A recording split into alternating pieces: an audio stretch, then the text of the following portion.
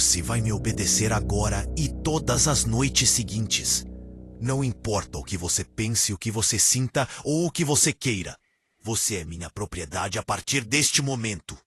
E se tentar gritar, se tentar fugir, se tentar contar para qualquer pessoa o que acontece aqui embaixo, eu garanto que sua família inteira vai desaparecer uma por uma, começando pela sua irmã mais nova.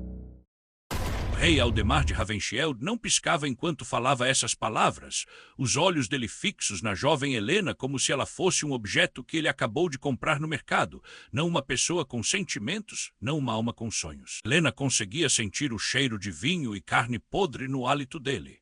As mãos dela tremiam tanto que ela precisou segurar uma na outra para disfarçar. O coração batia tão forte que parecia que ia sair pela boca. Eles estavam no corredor da masmorra do castelo de Ravenshield, no norte da Inglaterra. Era o inverno de 1563. A neve caía lá fora, cobrindo tudo com aquele manto branco que escondia a sujeira da cidade. Mas dentro do castelo uma sujeira muito pior estava acontecendo. Uma sujeira que neve nenhuma ia conseguir cobrir. Aldemar tinha 45 anos, era viúvo há 7, controlava 3 condados inteiros no norte da Inglaterra, sua palavra era lei absoluta em 15 vilas. Ele podia executar qualquer pessoa sem julgamento, podia tomar qualquer propriedade que quisesse, podia fazer o que quisesse com quem quisesse. E ele sabia disso. O sorriso no canto dos lábios dele era a prova.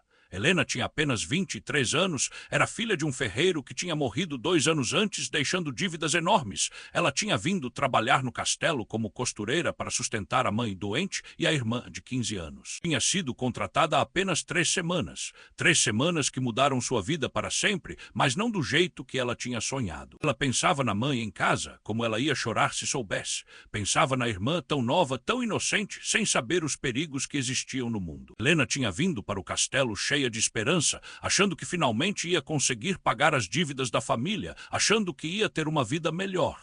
Que idiota ela foi. Que idiota todas elas foram. Porque naquele corredor escuro iluminado apenas por tochas que criavam sombras dançantes nas paredes de pedra úmida, Helena percebeu que não tinha mais saída, não tinha para onde correr, não tinha ninguém para ajudar nada. O rei Aldemar tinha o poder absoluto, e ele ia usar esse poder da pior forma possível. Você consegue imaginar o desespero? Você consegue imaginar estar completamente sozinha, encurralada por alguém que tem poder sobre vida e morte, sabendo que qualquer resistência pode custar a vida das pessoas que você ama. Helena não conseguia nem respirar direito, a garganta estava fechada, as pernas tremiam tanto que ela achava que ia cair, mas ela não podia cair, não podia mostrar fraqueza. Porque mostrar fraqueza para um predador é o mesmo que convidá-lo a atacar com mais força. E você já está sentindo a tensão dessa história subindo pela espinha. Se essa cena te deixou com o coração acelerado, querendo saber o que vai acontecer com Helena, então deixa aquele like agora, porque você acabou de entrar numa das histórias mais intensas e perturbadoras que já contei aqui no canal Realeza Perversa. E acredite, isso aqui está apenas começando. Então curte aí para que o YouTube mostre esse vídeo para mais pessoas que não têm medo de conhecer o lado mais sombrio do poder. Mas antes de eu continuar contando o que aconteceu naquele corredor da masmorra, você precisa entender quem eram essas pessoas, porque essa história não começa ali naquela noite fria de inverno. Essa história começa muito antes, e para você entender a monstruosidade do que o rei Aldemar fez, você precisa conhecer o homem por trás da coroa, o monstro por trás do sorriso educado que ele mostrava em público. Aldemar de Ravenshield nasceu em 1518, filho primogênito do duque Richard de Ravenshield. Cresceu em meio a luxo e poder absoluto desde o primeiro dia de vida. Desde criança ele aprendeu que o mundo existia para servi-lo, que pessoas comuns eram apenas peças num tabuleiro que ele controlava. O pai dele, o Duque Richard, era conhecido como o Tirano do Norte, um homem que enforçava camponeses por dívidas pequenas, que queimava vilas inteiras quando alguém ousava questionar sua autoridade. Aldemar cresceu vendo isso, aprendendo isso, internalizando isso. Quando o pai morreu em 1555, Aldemar herdou não apenas os títulos e as terras, herdou também a crueldade, a sede de poder, o prazer sádico em controlar e destruir. Mas tem uma coisa que o pai dele nunca teve, uma obsessão específica que Aldemar desenvolveu sozinho. Desde adolescente ele tinha essa necessidade doentia de colecionar mulheres, de ter um harém secreto, de exercer controle absoluto sobre vidas femininas. Não era sobre prazer físico apenas, era sobre poder, sobre saber que ele podia pegar qualquer mulher que quisesse e ninguém ia fazer nada. Era sobre ver o terror nos olhos delas e saber que ele tinha causado aquele terror. Você entende? Era sobre ser Deus na vida dessas mulheres, decidir se elas viviam ou morriam, se comiam ou passavam fome, se tinham esperança ou apenas desespero. A primeira mulher que ele aprisionou foi em 1557, 2 anos depois de assumir o poder. Ela se chamava Margaret, era filha de um comerciante que devia dinheiro ao castelo. Aldemar ofereceu cancelar a dívida se a filha viesse trabalhar no castelo. O pai, desesperado, aceitou. Margaret desapareceu nos porões do castelo e nunca mais foi vista. A família achou que ela tinha fugido. A verdade era muito pior. Margaret foi a primeira de 10 mulheres que Aldemar aprisionou ao longo de 6 anos. 10 mulheres mantidas em celas secretas nos porões do castelo, escondidas de todos, existindo apenas para satisfazer os desejos doentios dele. E Helena tinha acabado de se tornar a 10ª. Agora me conta de onde você está assistindo essa história, de qual cidade do Brasil ou do mundo você acompanha as narrativas mais intensas e proibidas da realeza perversa. Deixa aqui nos comentários sua localização. Eu leio todos os comentários e fico impressionado com a coragem de vocês em conhecerem essas verdades obscuras sobre o poder absoluto. Então me fala aí, você está em São Paulo, no Rio, em Portugal, nos Estados Unidos, onde quer que esteja, deixa registrado aqui embaixo. Mas como Helena chegou ali, como uma jovem costureira cheia de esperança, se transformou na 10ª prisioneira de um rei psicopata. Vamos voltar 3 semanas no tempo, para o primeiro dia dela no castelo, quando ela ainda tinha aquele brilho nos olhos, aquela esperança de que a vida finalmente ia melhorar. Era uma manhã de novembro, quando Helena atravessou o portão do castelo de Ravenshield pela primeira vez. O céu estava cinza carregado, o vento frio cortava o rosto, mas ela sorria. Sorria porque finalmente tinha conseguido um trabalho no castelo, porque ia ganhar 3 vezes mais do que ganhava costurando em casa, porque em 6 meses ia conseguir pagar todas as dívidas do pai e ainda ia sobrar dinheiro para comprar remédios para a mãe. Ela tinha tanta esperança naquele dia. Se soubesse o que ia acontecer, teria corrido na direção oposta e nunca mais olhado para trás. A responsável pelas costureiras era uma mulher chamada Marta, 60 anos, rosto cansado, mãos calejadas de décadas de trabalho. Marta olhou para Helena com uma expressão estranha naquele primeiro dia, uma mistura de pena e medo, mas Helena não entendeu na época. Achou que era só o jeito dela. Marta mostrou onde Helena ia trabalhar. Uma sala grande no 2º andar do castelo, com janelas enormes que deixavam entrar muita luz. Havia outras 6 costureiras ali, todas mulheres mais velhas, todas com aquele mesmo olhar cansado e assustado. Nenhuma delas conversava muito. Trabalhavam em silêncio quase absoluto, apenas o som das agulhas atravessando o tecido, das tesouras cortando, dos suspiros baixos. Helena tentou conversar algumas vezes nos primeiros dias, tentou fazer amizade, mas as outras mulheres desviavam o olhar, respondiam com monossílabos, não queriam proximidade. Ela achou estranho, mas não insistiu. Só queria fazer seu trabalho bem feito, impressionar os superiores, garantir o emprego. E ela era boa, muito boa no que fazia, os bordados dela eram perfeitos, os ajustes impecáveis. Em poucos dias ela já estava recebendo elogios da Marta, já estava sendo chamada para consertar as roupas mais caras, as vestes da nobreza que visitava o castelo. Foi aí que ela chamou a atenção dele. No 5º dia de trabalho, Helena estava na sala de costura, trabalhando num manto de veludo azul escuro com bordados em fio de ouro, quando a porta se abriu e ele entrou. O rei Aldemar. Ela nunca tinha visto um rei de perto antes. Ele usava roupas magníficas, um manto roxo com gola de pele branca, correntes de ouro no pescoço, a coroa na cabeça brilhando com pedras preciosas. Helena se levantou imediatamente junto com todas as outras costureiras e fez uma reverência profunda como tinha sido instruída. Fique assim até ele sair, Marta tinha dito, não olhe para cima, não fale a menos que seja perguntada algo, não chame atenção. Mas Helena cometeu um erro fatal naquele dia, um erro pequeno que mudou toda a sua vida. Quando fez a reverência, um dos alfinetes que ela estava usando para prender o tecido caiu no chão, fazendo um barulhinho metálico que ecoou no silêncio da sala. Sem pensar, por reflexo de querer arrumar, Helena se abaixou para pegar o alfinete. Quando se levantou de novo, seus olhos encontraram os olhos dele. Por apenas 2 segundos, talvez 3. Mas foi o suficiente. O rei Aldemar a encarou com aquele olhar intenso, penetrante, avaliador. Não era um olhar de admiração. Era um olhar de posse, como se ele tivesse acabado de ver um objeto que queria adicionar à sua coleção. Helena sentiu um arrepio na espinha, mas não entendeu por quê. Ela rapidamente desviou o olhar e voltou à posição de reverência. Aldemar não disse nada. Simplesmente continuou andando pela sala, inspecionando o trabalho das costureiras, fazendo comentários baixos para o conselheiro que o acompanhava. Depois de alguns minutos ele saiu. Helena respirou aliviada. Ela não percebeu que Marta estava pálida, tremendo. Ela não percebeu que as outras costureiras a olhavam com pena e medo. Ela não sabia que tinha acabado de ser marcada, que tinha entrado no radar de um predador e que agora não havia mais saída. Nos dias seguintes, coisas estranhas começaram a acontecer. Helena foi transferida para trabalhar em outro lugar, um ateliê menor no terceiro andar, mais isolado. Marta disse que era porque ela era boa e ia trabalhar em projetos especiais. Mas o tom de voz dela estava quebrado, como se estivesse mentindo ou escondendo algo. Helena ficou sozinha naquela sala pequena, apenas ela e montes de tecidos caros, trabalhando em roupas que pareciam nunca ser buscadas. Ela achava estranho, mas não questionava. Estava feliz por trabalhar em paz, sem pressão. Foi então que ele começou a aparecer. Primeiro foi casual. Aldemar passava pelo corredor, via a porta aberta do ateliê, entrava para perguntar sobre o progresso de alguma peça. Helena respondia educadamente, sempre de cabeça baixa, sempre respeitosa. Ele fazia perguntas sobre ela, sobre sua família, sobre sua vida antes do castelo. No começo eram perguntas normais, do tipo que um empregador faria. Mas aos poucos as perguntas foram ficando mais pessoais, mais invasivas. Ela era casada, tinha pretendentes, morava sozinha, com quem morava, quanto ganhava, tinha dívidas. Helena respondia tudo porque não sabia que podia não responder.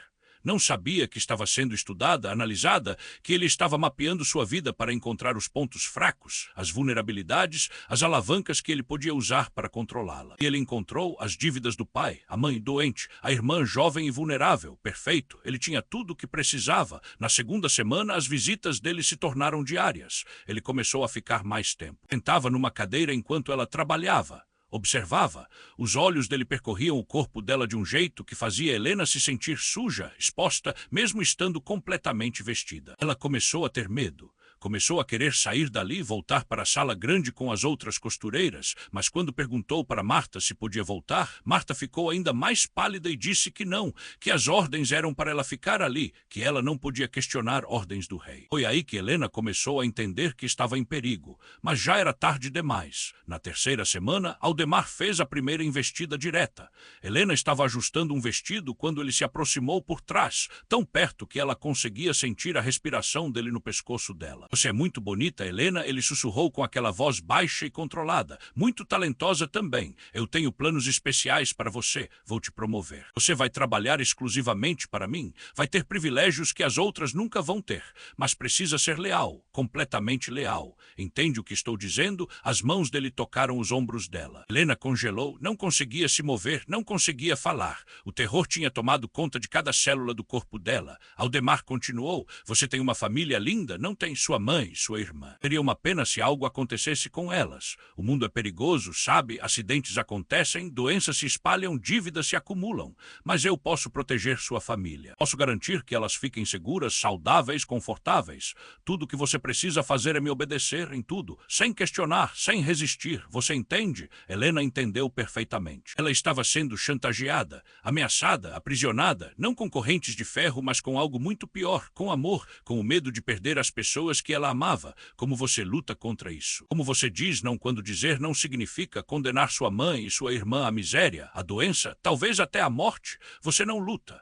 Você simplesmente quebra por dentro enquanto mantém uma máscara de obediência por fora. Foi naquela noite que Aldemar levou Helena pela primeira vez para os porões do castelo. Foi naquela noite que ela viu as celas. Foi naquela noite que ela conheceu as outras 9 mulheres. E foi naquela noite que ela entendeu que sua vida como ela conhecia tinha acabado. Agora ela era apenas mais uma peça na coleção doentia de um rei psicopata. E a pior parte, ninguém ia procurar por ela, ninguém ia questionar, porque oficialmente ela ainda trabalhava no castelo, oficialmente ela estava bem. A família, os porões do castelo de Ravenshield eram um labirinto de corredores estreitos e úmidos cavados na rocha sólida, 3 níveis abaixo do castelo principal, tão profundos que mesmo os gritos mais altos não chegavam à superfície. A maioria dos servos nem sabia que aquele nível mais profundo existia. Pensavam que os porões tinham apenas 2 níveis, o de armazenamento de comida e vinho e o das masmorras onde prisioneiros comuns ficavam. Mas havia um terceiro nível, um nível secreto, um nível que apenas Aldemar e 2 guardas de extrema confiança conheciam. Era ali que ficavam as 10 celas, as 10 prisões, as 10 mulheres. Quando Helena desceu aquelas escadas pela primeira vez naquela noite, guiada por Aldemar, que segurava uma tocha que criava sombras dançantes assustadoras nas paredes de pedra, ela pensou que ia desmaiar. O cheiro era horrível, uma mistura de mofo, urina, desespero. O ar era pesado, úmido, difícil de respirar. Os degraus eram irregulares e escorregadios. Helena tropeçou várias vezes, mas Aldemar segurava o braço dela com força, impedindo que ela caísse, não por bondade, mas porque ele não queria que sua nova aquisição se machucasse antes dele poder usá-la adequadamente. No final da escada havia um corredor longo, com portas de madeira reforçada com ferro dos 2 lados, 5 portas de cada lado, 10 portas no total. Cada porta tinha uma pequena abertura na altura dos olhos coberta com grades de ferro. Aldemar parou na frente de uma das portas, a 7ª do lado esquerdo, destranque ou com uma chave que ele carregava numa corrente pendurada no pescoço e empurrou Helena para dentro. A cela tinha aproximadamente 3 metros por 3 metros.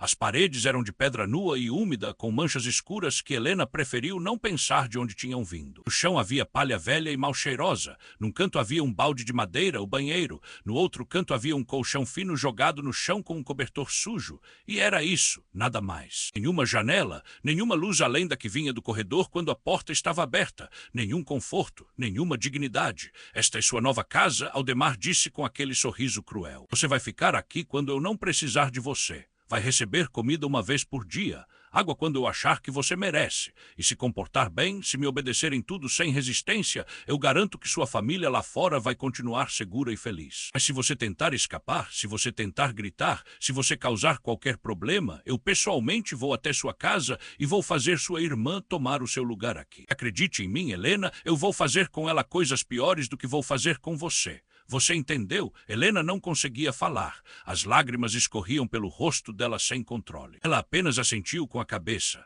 Aldemar sorriu satisfeito, tocou o rosto dela com a mão, um toque falso de carinho que na verdade era mais uma demonstração de posse, e saiu da cela, trancando a porta com um barulho metálico que ecoou como uma sentença de morte. E Helena ficou ali, sozinha, no escuro. O choque era tão grande que ela nem conseguia processar o que tinha acontecido. Era como se o cérebro dela tivesse desligado para protegê-la da realidade horrível demais para ser aceita. Ela se encolheu num canto da cela, abraçou os joelhos e chorou. Chorou até não ter mais lágrimas. Chorou até a garganta doer. Chorou até o corpo inteiro tremer de exaustão. Foi então que ela ouviu uma voz baixa vindo da cela ao lado. Uma voz feminina, fraca, cansada, mas ainda humana. Você é nova aqui? A voz perguntou através da parede. Helena levou alguns segundos para perceber que alguém estava falando com ela. Sim, ela conseguiu sussurrar de volta. Acabei de chegar. Bem-vinda ao inferno, a voz respondeu com uma risada amarga que tinha zero humor. Qual o seu nome, Helena? E o seu, Caterine? Estou aqui há 3 anos. 3 anos. 3 anos naquele buraco.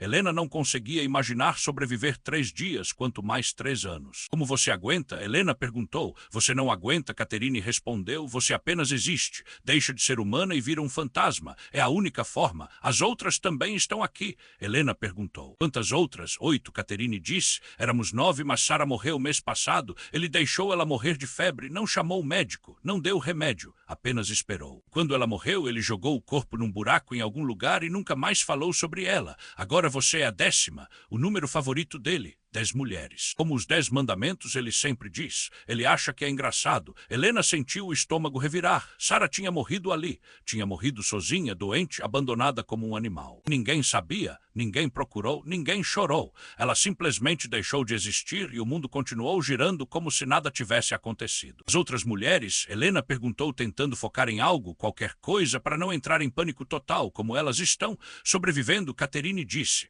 Algumas melhor que outras. Margaret, na primeira cela, quase não fala mais. Está aqui desde o começo há 6 anos. Ela enlouqueceu faz tempo. Anne na quarta cela tenta manter esperança, faz orações, tenta nos animar, mas você vê nos olhos dela que a esperança morreu há muito tempo. Beatrice na sexta cela é a mais forte de nós. Se recusa a quebrar, briga com ele toda vez, mas isso só faz ele ser mais cruel com ela. As outras são como eu, meio mortas por dentro, apenas esperando o fim. Helena queria fazer mais perguntas, mas ouviu passos no corredor. Catherine sussurrou rapidamente, ele está voltando, não fala nada, não reage, apenas obedece, é mais fácil assim, e então ficou em silêncio. A porta da cela de Helena se abriu. Aldemar estava ali de novo, agora sem a coroa, sem as roupas formais, apenas uma túnica simples. Ele entrou e fechou a porta atrás dele. Helena se pressionou contra a parede, tentando desaparecer, mas não havia para onde ir. O que aconteceu naquela noite foi o que aconteceu em todas as noites seguintes. Aldemar exerceu seu poder, seu controle, sua crueldade. Não vou descrever os detalhes porque alguns horrores não precisam ser ditos em voz alta, sua imaginação já pinta um quadro escuro o suficiente. O que importa é que quando ele finalmente saiu horas depois, Helena não era mais a mesma pessoa. Algo tinha quebrado por dentro, algo fundamental, essencial, que definia quem ela era. E ela sabia que aquilo ia acontecer de novo, e de novo, e de novo, sem fim, até ela morrer ou enlouquecer, o que viesse primeiro. Nos dias que se seguiram, Helena começou a conhecer melhor as outras mulheres através das conversas sussurradas pelas paredes. Margaret, a primeira, tinha sido aprisionada em 1557.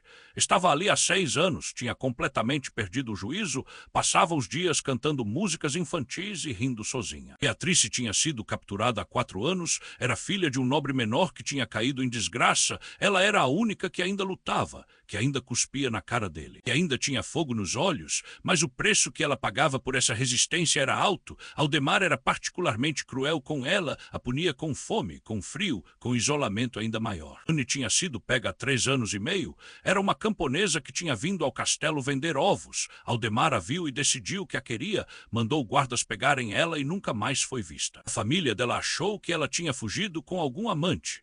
Nunca imaginaram que ela estava 30 metros abaixo da terra, sendo mantida como animal de estimação de um rei lunático. Catherine, que tinha se tornado a primeira amiga de Helena ali embaixo, estava presa há 3 anos. Era uma viúva jovem sem família. Ninguém procurou por ela, ninguém sentiu falta. Ela simplesmente deixou de existir para o mundo enquanto continuava existindo naquele inferno subterrâneo. Havia outras 5 mulheres, cada uma com sua própria história de captura, cada uma lidando com o trauma de formas diferentes. Algumas se fechavam completamente e não falavam com ninguém. Outras tentavam manter alguma forma de conexão humana através das conversas pelas paredes, mas todas, absolutamente todas, estavam quebradas de alguma forma, mesmo as que fingiam estar bem. E a rotina era sempre a mesma. De manhã, um dos guardas de confiança de Aldemar, um homem enorme e mudo chamado apenas de o Gigante, descia com baldes de mingau aguado e pão duro, abria a pequena abertura na porta de cada cela e passava a comida. As mulheres tinham 15 minutos para comer. Depois o Gigante recolhia os baldes e subia de novo. O resto do dia era silêncio, escuridão, solidão. À noite, Aldemar descia. Nem sempre ele visitava a mesma mulher. Ele rotacionava. Tinha suas favoritas, obviamente, mas ele gostava de variedade, gostava de manter todas elas em estado constante de medo, sem saber se aquela noite ia ser a noite delas. Quando era a noite de Helena, ele ficava horas na cela dela, fazendo o que queria, dizendo coisas horríveis, humilhando, controlando, quebrando pedaço por pedaço a alma dela. Quando não era a noite dela, ela ouvia através das paredes o que ele fazia com as outras, e de certa forma aquilo era quase pior, ouvir o sofrimento delas e não poder fazer nada, sentir-se impotente, culpada por estar aliviada que não era ela naquela noite. As semanas se transformaram em meses. Helena perdeu a noção do tempo. Não havia luz natural, não havia relógio, não havia calendário. Os dias se misturavam numa massa cinza e interminável de sofrimento. Ela tentava manter a sanidade pensando na mãe e na irmã, imaginando elas felizes e seguras lá em cima, se convencendo que seu sacrifício valia a pena, que ela estava protegendo elas. Mas era difícil, muito difícil. Alguns dias ela acordava e não lembrava quem era. Outros dias ela desejava não acordar mais. Foi Catherine que a impediu de desistir completamente. Catherine, a voz na parede, a única amiga que ela tinha naquele inferno. Elas conversavam todas as noites depois que Aldemar ia embora, sussurrando coisas sem importância apenas para lembrar uma outra que ainda eram humanas, que ainda existiam como pessoas, não apenas como objetos. Catherine contava histórias da vida dela antes, inventava histórias sobre lugares que nunca tinha visitado, fazia planos impossíveis sobre o que iam fazer quando saíssem dali. mesmo sabendo que nunca iam sair. Essas conversas mantinham as duas vivas de uma forma que a comida e a água nunca conseguiriam. Mas havia momentos em que até Catherine admitia que não havia esperança. Momentos em que ela dizia, sabe, Helena, às vezes eu penso que seria mais fácil apenas parar de comer, deixar o corpo desistir, dormir e não acordar mais. E Helena entendia perfeitamente, porque ela pensava a mesma coisa. Todo dia, o que as mantinha vivas não era esperança de liberdade, era apenas medo de que se elas morressem, Aldemar pegasse outras para tomar o lugar delas. Era apenas a teimosia de recusar dar a ele a satisfação de destruí-las completamente. Era apenas isso, uma resistência passiva, uma sobrevivência por teimosia, não por vontade. 3 meses se passaram desde que Helena foi aprisionada. 3 meses de pesadelo ininterrupto. 3 meses de trauma que ia levar uma vida inteira para processar, se é que um dia ela tivesse a chance de processar. Mas naquele dia específico, algo mudou. Algo pequeno, quase imperceptível, mas que seria a primeira pedra na avalanche que destruiria Aldemar. Era tarde da noite. Aldemar tinha acabado de sair da cela de Beatrice depois de uma sessão particularmente brutal. Você podia ouvir ela chorando baixinho, tentando não fazer barulho para não dar a ele a satisfação de saber que tinha conseguido quebrá-la mais uma vez. O gigante sempre acompanhava Aldemar quando ele descia, ficava do lado de fora das celas fazendo guarda, garantindo que nenhuma delas tentasse algo desesperado. Mas naquela noite, o gigante estava doente, muito doente. Helena podia ouvir ele tossindo, uma tosse forte e molhada que parecia arrancar pedaços do pulmão dele. Aldemar estava irritado. Você é patético, ele disse para o gigante. Absolutamente patético. Não aguenta nenhuma tosse e já está gemendo como mulherzinha. Vai lá para cima antes que você desmaie e eu tenha que te carregar. O gigante tentou dizer que podia continuar, mas outra crise de tosse o interrompeu. Aldemar bufou irritado, jogou a chave para ele e disse, tranca tudo e vai embora. Estou cansado, vou subir também. E então aconteceu o erro pequeno, o erro que Aldemar nunca ia imaginar que o destruiria. O gigante, tonto de febre e tosse, trancou 9 das 10 celas. Mas a 10ª cela, a cela de Helena, ele pulou, simplesmente esqueceu. Estava tão focado em não desmaiar, tão focado em controlar a tosse para não irritar mais o rei, que ele contou errado, achou que tinha trancado todas quando na verdade tinha esquecido uma. Helena só percebeu isso horas depois, quando o silêncio voltou completamente, quando ela teve certeza que eles tinham subido. Ela estava encostada na porta, como sempre fazia, tentando pegar qualquer ar menos viciado que viesse do corredor, quando sem querer ela se apoiou mais forte e a porta se moveu. Se moveu, Helena congelou, o coração disparou, não era possível, não podia ser, mas ela empurrou de novo, devagar, testando, e a porta abriu um pouco mais. A porta estava destrancada. O que você faria nesse momento? Seria corajosa o suficiente para sair? Ou o medo de represálias seria maior? Helena ficou ali parada por longos minutos, o cérebro travado entre o instinto de sobrevivência que gritava para ela correr e o medo paralisante do que Aldemar faria com sua família se ele descobrisse que ela tentou fugir. Mas então ela pensou na irmã. Pensou que se ela não tentasse, se ela não fizesse nada, um dia Aldemar ia se cansar dela e pegar a irmã como tinha prometido. E Helena preferiu morrer tentando do que viver sabendo que condenou a irmã ao mesmo destino. Ela abriu a porta devagar, o som das dobradiças enferrujadas era alto demais no silêncio absoluto. Ela achava que alguém ia ouvir e vir correndo, mas ninguém veio. O corredor estava vazio. As tochas nas paredes tinham se apagado, a única luz vinha de uma tocha distante no começo da escada. Helena saiu da cela pisando devagar, o coração batendo tão forte que ela achava que ia desmaiar. Ela olhou para as outras 9 portas, para as outras 9 mulheres, todas trancadas, todas prisioneiras, e por um segundo, apenas um segundo, ela pensou em tentar abrir as portas, em libertar todas elas, em fazer uma fuga em massa. Mas ela sabia que era impossível. As portas precisavam de chave. Ela não tinha chave, e mesmo que tivesse, fazer barulho abrindo 10 portas ia acordar o castelo inteiro. Não, se ela ia fugir, tinha que ser sozinha, tinha que ser rápida e tinha que ser agora.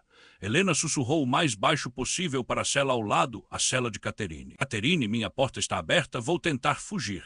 Se eu conseguir, vou buscar ajuda, vou voltar para todas vocês, eu prometo. Voz de Catherine veio de volta, baixa e urgente. Vai, Helena. Corre. Não olha para trás. Se você conseguir, conte para o mundo o que esse monstro faz aqui. E se você não conseguir, foi uma honra conhecer você. Helena sentiu as lágrimas virem, mas não tinha tempo para chorar. Ela se virou e começou a subir as escadas. Cada degrau parecia interminável. Cada som parecia amplificado 1000 vezes. O coração dela batia tão forte que ela sentia o pulso no pescoço, nas têmporas, na ponta dos dedos.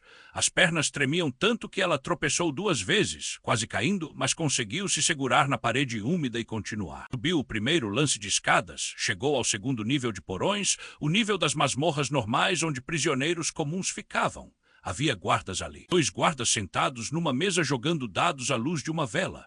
Helena se escondeu atrás de um pilar de pedra, prendeu a respiração, esperou. Os guardas estavam distraídos, rindo baixo de algo, bebendo vinho, completamente alheios ao fato de que uma das prisioneiras secretas do rei estava a metros de distância deles tentando escapar. Helena olhou em volta desesperada, procurando outro caminho. Havia uma passagem lateral, um corredor estreito que provavelmente levava para o depósito de alimentos. Ela teria que atravessar uma área semi-iluminada para chegar lá, corria o risco de ser vista, mas não havia outra opção. Ela esperou o momento certo, esperou os guardas ficarem absortos na conversa. E então ela correu. Correu o mais silenciosamente possível, que não era muito silencioso, os pés dela batiam no chão de pedra, fazendo um som que para ela parecia estrondoso, mas os guardas estavam rindo alto e não ouviram. Helena entrou no corredor lateral e se pressionou contra a parede, o coração querendo sair pela boca, o corpo inteiro tremendo de adrenalina e terror. Mas ela não tinha sido vista. Ela continuou pelo corredor. Chegou ao depósito de alimentos, um lugar enorme com barris de vinho, sacos de grãos, carcaças de animais penduradas. O cheiro era forte, mas era cheiro de comida, de vida, muito melhor que o cheiro de mofo e desespero do nível inferior. Havia uma escada no fundo do depósito levando para cima, para o nível do castelo propriamente dito. Helena subiu, cada degrau uma vitória, cada metro uma chance maior de liberdade. Ela chegou ao nível principal. Era madrugada, todo mundo estava dormindo, os corredores estavam vazios e escuros, iluminados apenas pela lua que entrava pelas janelas estreitas. Helena conhecia aquele lugar, tinha trabalhado ali por 3 semanas antes de ser aprisionada, lembrava do layout, lembrava por onde ficava a saída. Ela só precisava atravessar o salão principal, passar pela cozinha, chegar ao pátio interno e então a portaria que dava para a cidade. Parecia simples, mas cada passo era agonia. Cada sombra parecia conter um guarda, cada som a fazia querer se esconder. Ela atravessou o salão principal andando junto à parede, tão silenciosa quanto um fantasma. Passou pela cozinha, onde algumas brasas ainda queimavam no forno gigante. Chegou à porta que dava para o pátio. Abriu devagar. O ar frio da noite bateu no rosto dela e ela quase chorou de alívio. Ar livre, céu, estrelas, coisas que ela não via há 3 meses. O pátio estava escuro, mas havia guardas nas muralhas. Ela podia ver as silhuetas deles contra o céu. Precisava chegar à portaria sem ser vista. Havia carroças paradas no pátio, caixotes, barris, sombras onde se esconder. Helena foi de sombra em sombra, como um animal acuado fugindo de predadores. Chegou perto da portaria. O grande portão de madeira estava fechado, obviamente, mas havia uma porta lateral menor para pedestres. E essa porta tinha um guarda sonolento, mas ainda assim acordado. Helena observou ele de trás de uma carroça. Ele estava encostado na parede perto da porta, olhos semicerrados, claramente lutando contra o sono. Ela não tinha como passar sem ele ver, a menos que ela distraísse ele de alguma forma. Ela pegou uma pedra do chão e jogou longe, para o lado oposto do pátio. A pedra bateu em algo metálico, fazendo um barulho alto. O guarda se assustou, despertou completamente, virou-se na direção do barulho e começou a caminhar para investigar. Agora, Helena correu para a porta lateral. Abriu. Não estava trancada, graças a Deus não estava trancada. Ela passou e fechou atrás de si o mais silenciosamente possível e estava do lado de fora do castelo. Estava fora, livre. As pernas dela quase falharam de alívio e exaustão, mas ela não podia parar. Ainda estava muito perto. Precisava se afastar. Precisava chegar à cidade. Precisava encontrar alguém que pudesse ajudar. Ela desceu a rua íngreme que levava do castelo à cidade. Os pés dela estavam descalços e sangrando de correr em pedras ásperas, mas ela não sentia dor. A adrenalina bloqueava tudo. A cidade estava completamente silenciosa, todo mundo dormindo, não havia ninguém nas ruas. Helena, quando o sol nasceu naquela manhã de fevereiro de 1564, Helena estava escondida atrás de uma carroça de feno na praça do mercado, a 100 metros do castelo, tentando juntar coragem para executar o plano mais insano e desesperado da vida dela. Ela ia entrar no castelo pela portaria principal. Ia fingir ser uma camponesa comum que precisava falar com a rainha. E ia rezar para que os guardas não a reconhecessem, para que Aldemar ainda não tivesse descoberto sua fuga, para que ela conseguisse chegar até a rainha antes de ser capturada e jogada de volta naquele inferno subterrâneo, ou pior, morta. Ela precisava de roupas diferentes. As roupas que ela usava eram os trapos sujos que tinha vestido por 3 meses na cela. Qualquer guarda ia achar suspeito. Helena olhou em volta e viu estendidas numa corda entre 2 casas algumas peças de roupa secando ao sol da manhã. Ela odiava roubar, nunca tinha roubado nada na vida, mas isso era vida ou morte, era sobrevivência, não tinha escolha. Ela esperou não haver ninguém olhando e pegou um vestido simples marrom e um chale de lã. Vestiu rapidamente ali mesmo no beco. As roupas eram grandes demais, mas serviam para esconder o quão magra ela tinha ficado, o quão machucada estava. Ela também precisava de uma história, uma razão para estar ali. Pensou rápido e decidiu que ia dizer que era prima distante de uma das damas de companhia da rainha, que tinha vindo de outra cidade trazer uma mensagem urgente sobre uma morte na família. Mentira completa, mas plausível o suficiente talvez. Helena respirou fundo, saiu do beco e começou a caminhar em direção ao portão do castelo. Cada passo era uma tortura psicológica. Ela esperava a qualquer momento alguém gritar seu nome, guardas virem correndo, ela ser arrastada de volta. Mas não aconteceu. Ela chegou ao portão. Via 2 guardas ali, não eram os mesmos da noite anterior. Bom sinal. Ela se aproximou com a cabeça baixa, humilde, respeitosa. Bom dia, senhores, ela disse com a voz tremendo apenas um pouco. Preciso entregar uma mensagem urgente para uma das damas da rainha. É sobre um falecimento na família. É possível entrar? Os guardas a olharam de cima a baixo. Um deles disse, que dama? Qual o nome? Helena engoliu seco e inventou. Lady Anne de Worthington. Sou prima dela. Vim de Lincoln. É urgente. Os guardas trocaram olhares. Não temos Lady Worthington na lista de damas da rainha? Um deles disse. Helena sentiu o pânico subir. Desculpe, ela corrigiu rapidamente. Eu quis dizer Lady Anne Sutherland. Confundi os nomes, estou muito cansada da viagem. O guarda olhou com mais atenção agora. Suspeitoso, você está bem? Você parece doente. Estou apenas cansada, Helena disse. Por favor, senhores, é muito importante. O guarda ainda parecia desconfiado, mas antes que ele pudesse questionar mais, um comerciante com uma carroça cheia de legumes chegou atrás de Helena querendo passar também. O guarda ficou irritado com o acúmulo de pessoas, fez um gesto impaciente com a mão e disse, tá bom, entra logo, mas vai direto para a ala da rainha, não fica passeando pelo castelo. Helena agradeceu e entrou antes que ele mudasse de ideia. Ela estava dentro novamente, mas dessa vez não era prisioneira. Dessa vez ela tinha uma missão. Ela atravessou o pátio em direção à ala leste onde ficavam os aposentos da rainha. Seu coração batia descompassado. Ela esperava a qualquer momento alguém gritar que a prisioneira do rei tinha escapado, que havia uma busca acontecendo, mas aparentemente Aldemar ainda não tinha descoberto. Ou talvez tivesse descoberto e estivesse deliberadamente esperando ela fazer exatamente isso para poder capturá-la de forma ainda mais espetacular e puni-la de forma ainda mais horrível. O pensamento fez Helena tremer, mas ela continuou andando. A ala leste era diferente do resto do castelo. Mais luxuosa, mais feminina, com tapeçarias coloridas nas paredes, vasos com flores mesmo sendo inverno, janelas grandes que deixavam entrar muita luz. Havia mais movimento ali, damas de companhia circulando, servas carregando coisas, um ambiente totalmente diferente do silêncio opressivo das masmorras. Helena não sabia como chegar exatamente aos aposentos da rainha, mas seguiu o fluxo de pessoas e logo chegou a uma antecâmara grande onde várias mulheres nobres estavam conversando, bordando, tomando chá. Uma delas, uma mulher de uns 50 anos com roupas caras e ar de autoridade, notou Helena e franziu a testa. Quem é você? O que quer aqui? Helena fez uma reverência desajeitada. Seu corpo não respondia direito depois de tanto trauma. Por favor, minha senhora, preciso falar com a rainha Isabel. É urgente. Sobre o quê? A mulher perguntou com impaciência. Você é quem? Porque está vestida desses trapos? Helena tentou manter a voz firme. É sobre o rei, sobre crimes que ele comete. Preciso falar com a rainha pessoalmente. Agora,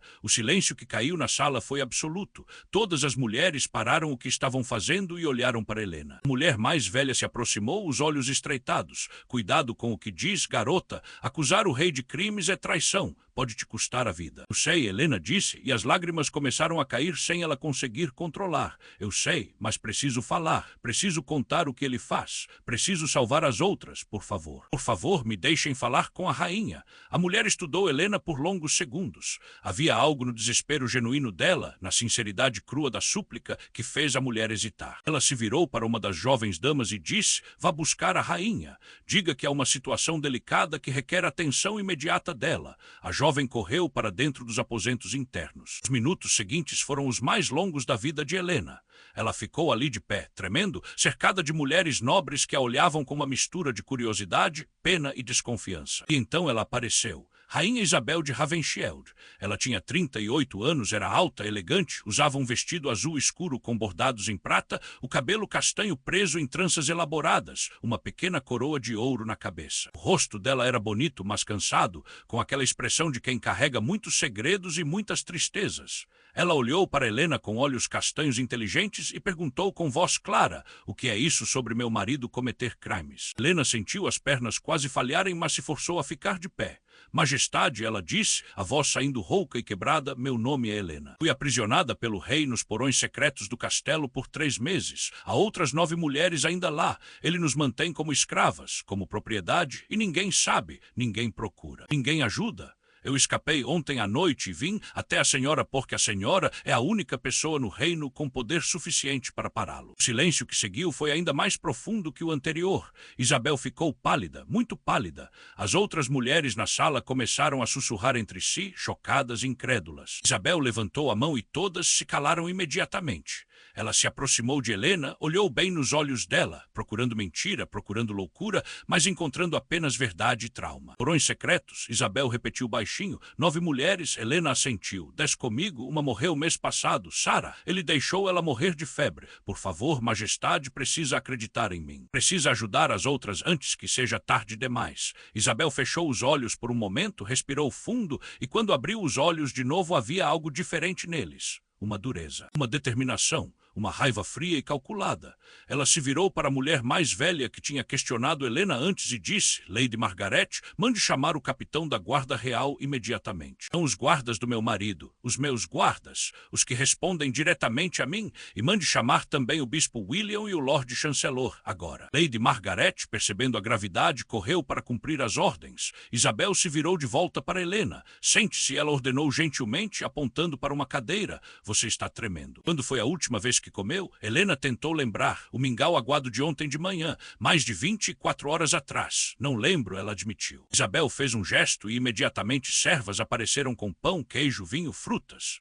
Helena comeu como um animal faminto, as mãos tremendo tanto que derrubava metade da comida, mas ela não ligava, só queria encher o estômago vazio, só queria sentir algo além de dor e medo. Enquanto Helena comia, Isabel a observava com expressão indecifrável. Finalmente ela disse: ele é meu marido há 12 anos. Nosso casamento foi arranjado, eu era de outra nobre família, serviu para unir territórios, não houve amor envolvido, nunca houve. Nós mal conversamos, dormimos em alas separadas, temos obrigações públicas juntos, mas nossas vidas são completamente separadas. Eu sabia que ele era cruel. Sabia que abusava de poder com camponeses. Mas isso, ela gesticulou vagamente, isso eu não sabia, ou não queria saber, ou não acreditaria se alguém contasse. Mas estou vendo você. Estou vendo o estado de você e eu acredito. Helena sentiu lágrimas de alívio escorrerem. Obrigada, ela sussurrou, obrigada por acreditar. Isabel balançou a cabeça. Não me agradeça ainda. Acreditar é fácil, provar é difícil, e confrontar um rei com poder absoluto é ainda mais difícil. Mas eu vou tentar, vou fazer tudo o que puder. Você tem minha palavra. Nos minutos seguintes, a sala foi se enchendo.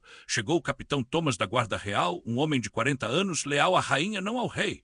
Chegou o bispo William, autoridade religiosa máxima da região. Chegou o Lord Chancelor Edward, conselheiro sênior da corte.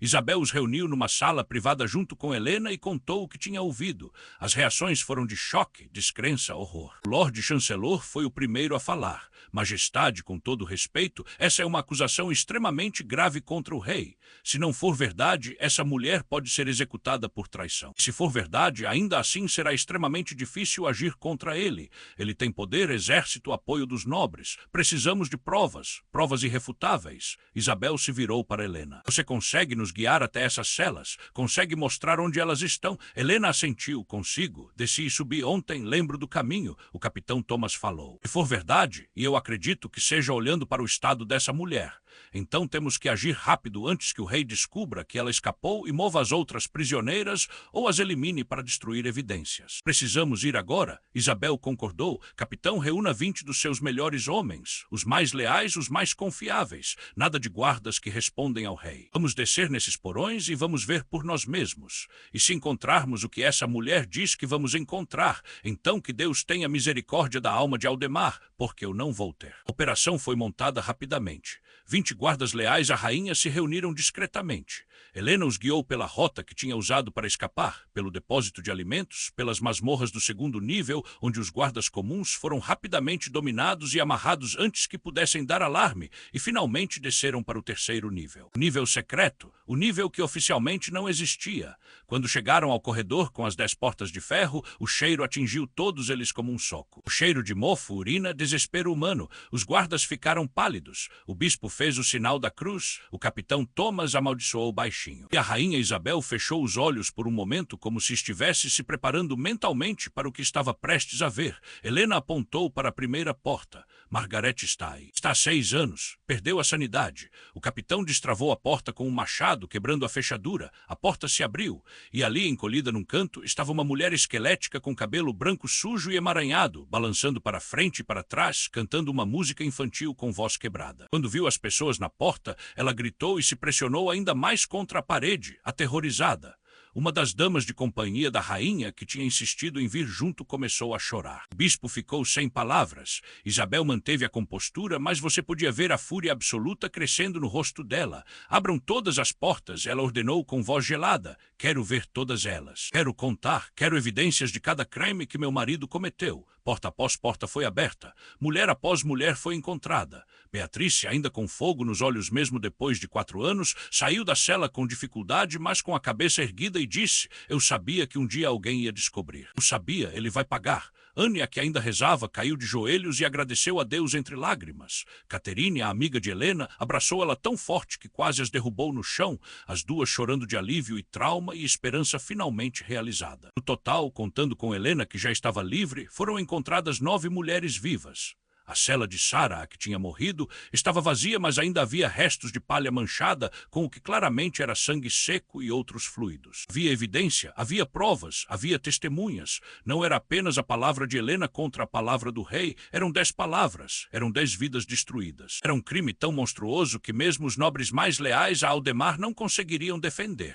O bispo William, com lágrimas escorrendo pelo rosto, disse: isso é obra do demônio. Isso não é trabalho de um rei cristão. Isso é abominação aos olhos de Deus. Cada uma dessas mulheres é uma alma que Deus ama e que foi profanada da pior forma possível. O rei Aldemar deve responder por isso. Deve responder perante Deus e perante a lei. A rainha Isabel se virou para o capitão Thomas. Leve essas mulheres para cima, para a enfermaria. Chame todos os médicos disponíveis. Quero que elas sejam tratadas, alimentadas, vestidas, cuidadas, e quero proteção permanente para elas. Guardas na porta. Ninguém entra ou sai sem minha autorização. Entendeu? Sim, majestade, o capitão respondeu e imediatamente começou a dar ordens. Helena, ainda mal acreditando que estava realmente acontecendo, que realmente tinham sido encontradas, que realmente iam ser salvas, segurou o braço de Isabel. E agora, o que vai acontecer com ele? Isabel olhou para ela com aqueles olhos frios e cheios de determinação. Agora eu convoco um tribunal real. Agora eu o acuso formalmente. Agora ele responde pelos crimes dele e agora eu garanto que ele nunca mais machuca ninguém. A notícia se espalhou pelo castelo como fogo em palha seca. O rei tinha sido exposto. O rei tinha um harém secreto. O rei aprisionava mulheres. O rei era um monstro. Os sussurros corriam pelos corredores, pelas cozinhas, pelos pátios, pelas muralhas. Servos contavam para servos. Guardas contavam para guardas. Nobres menores contavam para nobres maiores. Em questão de horas, todo mundo no castelo sabia, e em questão de um dia, toda a cidade sabia. Em questão de 3 dias, todo o norte da Inglaterra sabia. E onde estava Aldemar durante tudo isso? Ele tinha passado a manhã inteira em reuniões com comerciantes, completamente alheio ao fato de que sua 10ª prisioneira tinha escapado. O gigante, ainda doente e com medo de admitir que tinha esquecido de trancar uma cela, não tinha contado nada a ninguém. Então Aldemar estava na sua rotina normal, lidando com assuntos de Estado, assinando documentos, planejando qual das suas mulheres ele ia visitar naquela noite, completamente inconsciente de que seu mundo estava prestes a desmoronar. Foi só quando ele voltou para seus aposentos no fim da tarde e encontrou 12 guardas da rainha Isabel esperando na porta dele que ele entendeu que algo estava muito errado. O que é isso? Ele exigiu com aquela voz de autoridade que ele sempre usava. Por que tem guardas da rainha nos meus aposentos? Saiam daqui imediatamente ou vou mandar executar todos vocês. O capitão Thomas, comandando os guardas, deu um passo à frente. Majestade Rei Aldemar, estou aqui sob ordens diretas da Rainha Isabel para informá-lo que o senhor está sob acusações formais de aprisionamento ilegal, abuso de poder e crimes contra mulheres inocentes. O senhor está convocado para comparecer perante um tribunal real amanhã ao meio-dia para responder por essas acusações. Até lá, o senhor está confinado aos seus aposentos sob guarda constante. Aldemar ficou sem palavras por talvez a primeira vez na vida adulta dele. A mente dele correu tentando entender o que estava acontecendo. Acusações, tribunal, confinamento. Ele era o rei, como ousavam. Isso é ridículo, ele finalmente disse, tentando soar indignado, mas você podia ouvir o nervosismo na voz dele. Que acusações são essas? Quem ousa me acusar de qualquer coisa, eu sou o rei. Eu tenho autoridade absoluta. Uma das prisioneiras que o senhor manteve em celas secretas por 3 meses escapou e contou tudo para a rainha, o capitão disse calmamente, observando a mudança de expressão no rosto de Aldemar. A rainha investigou pessoalmente e encontrou 9 outras mulheres ainda aprisionadas. Todas foram libertadas. Todas estão dando testemunho. O senhor vai responder por isso. Aldemar ficou branco, então vermelho, então roxo de raiva.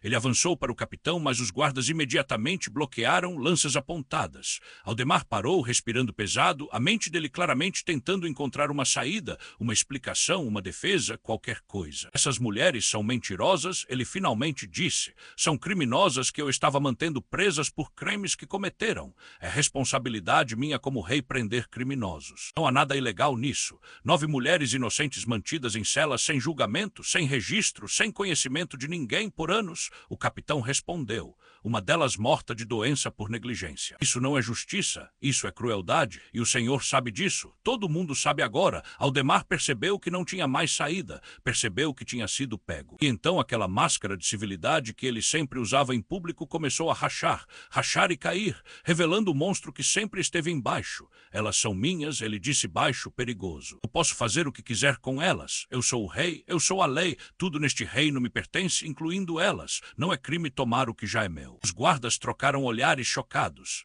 Mesmo tendo ouvido sobre os crimes, ouvir o rei admitir tão casualmente, tão sem remorso, era perturbador em outro nível. O capitão Thomas simplesmente disse, o senhor vai repetir isso amanhã no tribunal, na frente de todo mundo, porque, por favor, repita. Facilita nosso trabalho. Aldemar finalmente percebeu que tinha dito demais. Fechou a boca, virou-se e entrou nos aposentos dele. Os guardas o seguiram e montaram posição do lado de fora e dentro dos aposentos. Aldemar estava oficialmente preso, e pela primeira vez em 45 anos de vida, ele não tinha controle da situação. Ele não tinha poder absoluto. Ele estava à mercê de outros. E ele odiava cada segundo disso. Naquela noite, Aldemar não conseguiu dormir. Ficou andando de um lado para outro no quarto, a mente trabalhando freneticamente. Ele precisava de um plano. Precisava de uma defesa. Precisava de aliados. Ele começou a fazer uma lista mental de nobres que lhe deviam favores, de pessoas que ele tinha ajudado no passado, de indivíduos que talvez o apoiassem. Mas quanto mais pensava, mais percebia que muitos dos nobres secretamente o odiavam. Muitos tinham sofrido com sua crueldade. Muitos iam aproveitar essa chance para vê-lo cair. Ele pensou em fugir. Havia uma passagem secreta nos aposentos dele que levava para fora do castelo, uma rota de fuga que seu pai tinha construído décadas atrás. Ele podia usar aquilo, escapar durante a noite, pegar um cavalo, fugir para outro reino. Mas então o quê? Viver como exilado? Viver sem poder? Viver escondido? Não. Aldemar não conseguia imaginar uma vida assim. Ele preferia enfrentar o tribunal e tentar mentir, manipular, controlar como sempre fez. Ele ia negar tudo. Ia dizer que as mulheres eram criminosas comuns. Ia dizer que estavam conspirando contra ele. Ia dizer que Isabel estava mentindo porque queria poder.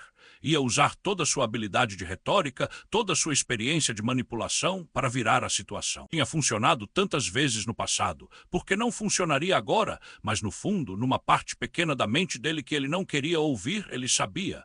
Ele sabia que dessa vez era diferente. Dessa vez as evidências eram fortes demais. As testemunhas eram muitas demais. A verdade era clara demais. E pela primeira vez na vida, Aldemar sentiu algo que ele tinha causado em inúmeras outras pessoas, mas nunca sentiu em si mesmo. mesmo. Medo, medo real, medo de perder tudo, medo de punição, medo de justiça, e ele odiava essa sensação com cada fibra do ser dele, mas não conseguia fazer ela ir embora. Enquanto isso, na enfermaria do castelo, as 10 mulheres estavam sendo cuidadas. Médicos examinavam cada uma, tratando feridas, doenças, desnutrição. Roupas limpas e confortáveis foram dadas. Comida de verdade, não mingau aguado, mas carne, pão fresco, frutas, vinho. Pela primeira vez em anos, algumas delas comiam de verdade. Catherine comeu tanto que vomitou, o estômago dela não estava acostumado com comida sólida. Beatrice recusou ajuda no começo, desconfiada de que era algum truque, alguma crueldade nova, mas aos poucos foi se convencendo de que era real, que realmente tinham sido salvas. Helena passou a noite ao lado da cama de Margaret,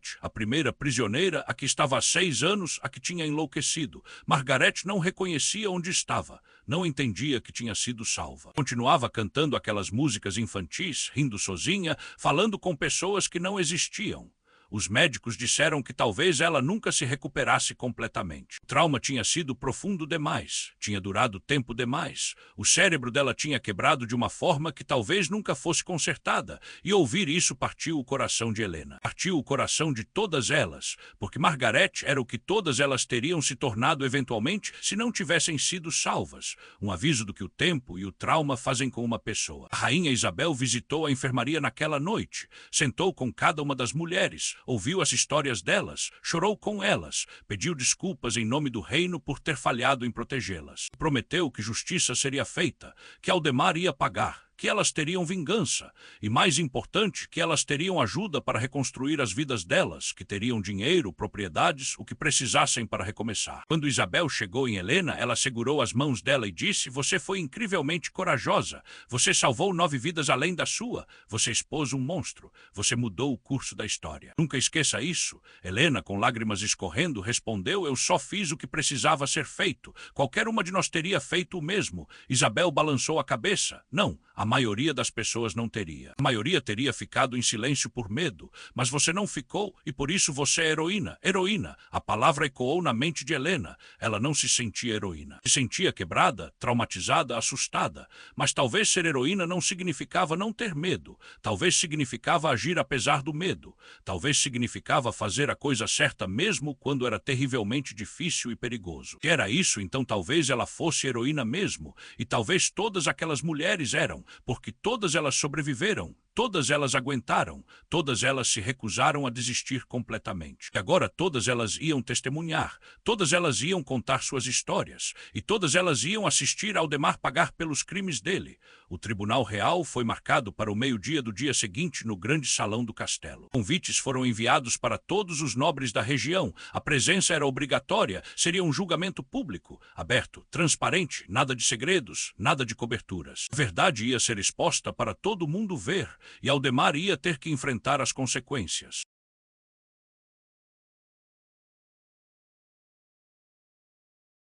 O grande salão do castelo de Ravenshield nunca tinha estado tão cheio. Nobres de todos os níveis estavam presentes, alguns por curiosidade, outros por obrigação, outros porque queriam ver com os próprios olhos a queda de um rei que muitos secretamente odiavam. As galerias superiores estavam repletas de comerciantes ricos, oficiais militares, clérigos, todos sussurrando entre si, especulando sobre o que ia acontecer. O chão do salão tinha bancos de madeira organizados como em uma corte, com um espaço central vazio onde o acusado ficaria, e na frente, numa plataforma elevada, 3 tronos. No trono central estava a rainha Isabel, vestida com suas roupas mais formais e imponentes, a coroa grande na cabeça, o rosto uma máscara de autoridade fria. No trono à direita dela estava o bispo William, representando a autoridade religiosa. No trono à esquerda estava o Lord-Chefe Justice Edmund, trazido especialmente da capital para garantir que o julgamento fosse conduzido de acordo com a lei do reino. Esses 3 julgariam Aldemar, esses 3 decidiriam seu destino. Ao meio-dia em ponto, os tambores soaram, as portas do salão se abriram e Aldemar entrou, ou melhor, foi trazido. Ele não estava mais usando roupas reais, não estava usando a coroa, estava vestido com roupas simples de linho, como um homem comum. As mãos dele estavam algemadas na frente. 2 guardas o flanqueavam de cada lado, e enquanto ele caminhava pelo salão em direção ao espaço central, o silêncio era absoluto. Todo mundo olhava. todo mundo julgava. E Aldemar, pela primeira vez na vida, estava sendo visto não como rei, mas como criminoso. Ele manteve a cabeça erguida, manteve a expressão de arrogância mesmo com as algemas. Não ia dar a eles a satisfação de vê-lo quebrado, não ia mostrar fraqueza, não ia admitir culpa. Ele chegou ao centro do salão e parou, de frente para os 3 juízes, recusando-se a ajoelhar mesmo quando os guardas tentaram forçá-lo. O Lord-Chefe Justice Edmund, um homem de 60 anos com voz grave e autoritária, falou primeiro. Aldemar de Ravenshield, anteriormente rei do norte, você foi convocado para responder por acusações graves perante este tribunal. As acusações são as seguintes. Primeiro, aprisionamento ilegal de 10 mulheres sem julgamento ou justificativa legal. Segundo, abuso físico e psicológico das mesmas. Terceiro, negligência criminosa resultando na morte de uma das prisioneiras. Quarto, abuso de poder real para fins pessoais e depravados. Como você responde a essas acusações? Aldemar esperou alguns segundos antes de responder, como se o próprio ato de ter que responder fosse indigno dele. Finalmente ele disse: não reconheço a autoridade deste tribunal. Eu sou rei. Reis não respondem a tribunais. Reis são a lei. Edmund não se impressionou, você era rei. Este tribunal, convocado pela rainha Isabel com apoio da igreja e da corte real, tem plena autoridade para julgá-lo. Sua recusa em reconhecer essa autoridade é anotada, mas irrelevante. Responda às acusações. Inocente, Aldemar disse com desdém, completamente inocente. As mulheres que estavam nos porões eram criminosas que eu estava mantendo presas por vários delitos. É meu direito e dever como rei prender criminosos. Não há crime nisso. Edmund olhou para papéis na frente dele. Que crimes essas mulheres cometeram especificamente? Aldemar hesitou. Vários crimes. Roubo, prostituição, conspiração contra a coroa, nomes, datas, evidências desses crimes. Edmund pressionou. Está tudo documentado nos registros. Aldemar mentiu. Edmund fez um gesto e um escrivão trouxe pilhas de livros de registro. Passamos os últimos 2 dias revisando todos os registros de prisões dos últimos 10 anos. Edmund disse. Não há uma única entrada sobre qualquer uma dessas 10 mulheres. Nenhuma acusação formal, nenhum julgamento, nenhuma sentença. De fato, oficialmente, essas mulheres não existiam nos seus registros. Como você explica isso? Aldemar começou a transpirar. Os registros devem ter sido perdidos. Ou estavam em documentos separados. Não tenho obrigação de documentar cada prisão menor. Edmund continuou calmamente, você também disse que eram criminosas. No entanto, testemunhas afirmam que algumas dessas mulheres eram servas do próprio castelo, outras eram camponesas comuns, uma era filha de nobre. Nenhuma tinha antecedentes criminais. Como você explica isso? São mentiras, Aldemar disse, a voz começando a perder aquela confiança arrogante. Essas mulheres estão conspirando contra mim. Isabel fez isso. Colocou essas mulheres contra mim porque ela quer poder. Quer me tirar do trono? Isso é golpe de Estado disfarçado de justiça. A rainha Isabel se inclinou para frente no trono. Aldemar, nós fomos casados por 12 anos. Você sabe muito bem que eu nunca quis o poder que você tem. Eu nunca interferi nos seus assuntos. Eu mal falava com você. Se eu quisesse dar um golpe, teria feito há anos. Não, isso não é sobre poder. Isso é sobre justiça. Sobre você responder pelos crimes hediondos que cometeu. Ela fez um gesto. Tragam as testemunhas. As portas laterais do salão se abriram e uma por uma as 10 mulheres entraram. Algumas conseguiam andar sozinhas. Outras precisavam de apoio. Margaret precisou ser carregada numa cadeira porque não conseguia ficar de pé. Mas todas elas estavam ali. Todas elas olhavam para Aldemar, e o olhar delas era de uma mistura de terror e desafio. Terror pelo homem que tinha destruído as vidas delas. Desafio porque agora elas tinham voz. Agora elas podiam falar. Agora elas iam ser ouvidas. Aldemar olhou para elas e você podia ver no rosto dele o reconhecimento. Ele sabia quem cada uma era. Sabia os nomes, sabia as histórias. Sabia exatamente o que tinha feito com cada uma. E por um segundo, apenas um segundo, você podia ver algo que quase parecia vergonha passar pelo rosto dele. Mas então a máscara voltou. A arrogância, a negação. Nunca vi essas mulheres na vida, ele disse, mas a mentira era tão óbvia que vários nobres no público riram de escárnio. Edmund continuou. Cada uma dessas mulheres vai testemunhar. Cada uma vai contar sua história. E você vai ouvir. Você vai ouvir cada palavra do sofrimento que causou e então nos vamos decidir seu destino. Tragam a primeira testemunha. Helena foi chamada primeiro. Ela caminhou até o centro do salão, as pernas tremendo, mas a cabeça erguida. Ela ficou de frente para os juízes, de costas para Aldemar, recusando-se a olhar para ele. Edmund pediu que ela contasse sua história, e ela contou, desde o primeiro dia no castelo, desde as visitas de Aldemar, desde as perguntas invasivas, desde as ameaças, desde a noite em que foi levada aos porões, desde os 3 meses de horror, desde a fuga milagrosa. Ela contou tudo em detalhes, sem poupar nada, e o salão ficou em silêncio silêncio absoluto ouvindo. Alguns nobres choravam abertamente. Outros estavam vermelhos de raiva, outros pálidos de choque. Quando Helena terminou, Edmund perguntou: "Você jura por Deus que tudo o que disse é verdade?" Ela colocou a mão sobre uma Bíblia que um clérigo trouxe e disse: "Juro por Deus Todo-Poderoso que cada palavra que eu disse é verdade. Que Deus me castigue se mentir." O bispo William assentiu, aceitando o juramento. Edmund olhou para Aldemar. "Você tem algo a dizer em sua defesa?" "Ela está mentindo", Aldemar repetiu, mas a voz dele não tinha mais força. "Está mentindo sobre tudo?